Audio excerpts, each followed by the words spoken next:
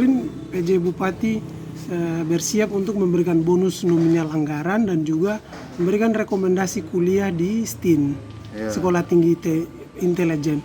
Kira-kira ada usulan lain dari pihak komisi?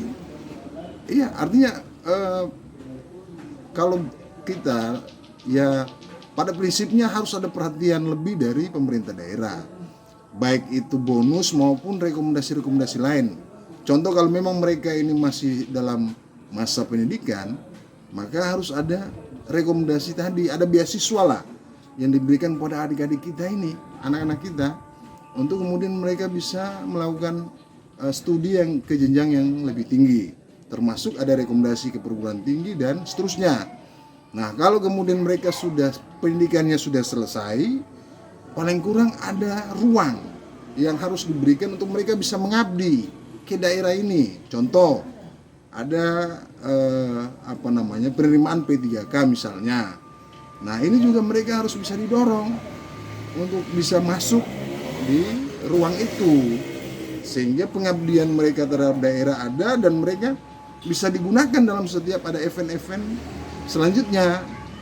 Nah, itu yang paling penting lah, agar kontribusi terhadap daerah ini itu sebanding dengan apa yang kemudian daerah berikan kepada mereka, seperti begitu. Lalu kemudian kalau kita lihat proses ini kan, mohon maaf saja, ini Dispora ini kan tinggal terima enak ini, kan begitu. Nah, kan tidak pernah ada ajang atau event yang disiapkan oleh Dispora daerah ini, dalam hal ini Dinas Pemuda dan Olahraga, kan tidak ada. Tiba-tiba mereka sendiri cabur sendiri yang kemudian melakukan seleksi untuk merekrut calon-calon atlet untuk bertanding ke Popmal.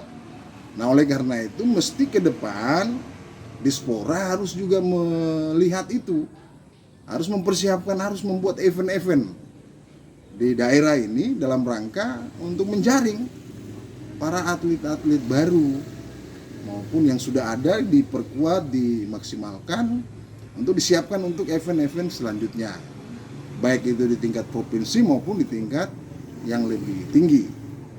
Mungkin itu. Terima kasih sudah nonton. Jangan lupa like, subscribe, dan share ya.